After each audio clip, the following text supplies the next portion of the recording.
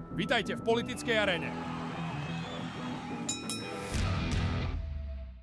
Podpredseda Národnej rady, bývalý policajný prezident Tibor Gašpar, uverejnil video, v ktorom si podal ex-ministra vnútra Romana Mikulca. Gašpar prináša verejnosti informácie v tomto znení.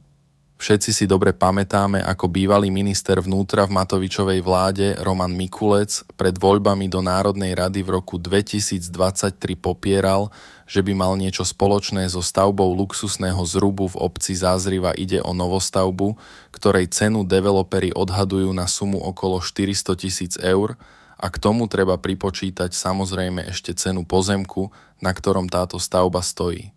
Nebudete veriť, čo sme sa však dozvedeli z médií.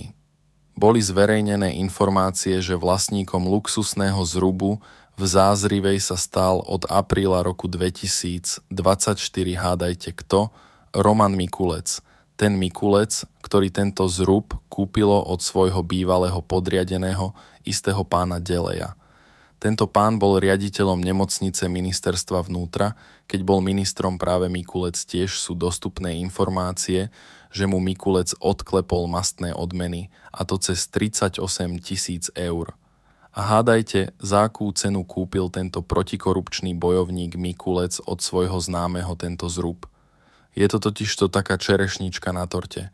Nehnuteľnosť, o ktorej prehlasoval, že s ňou nemá nič spoločné, tak spolu s pozemkom ju kúpil za 70 000 eur. Počujete dobre. Povedané trestnoprávnou terminológiou, Roman Mikulec je podozrivý z legalizácie špinavých peňazí. Haló, pán Matovič, pán Pročko, pán Šípoš či pán Jakab. Ako by ste nazvali vášho kolegu vy? Pre viac politických konfrontácií dajte odber. Toto bola politická aréna.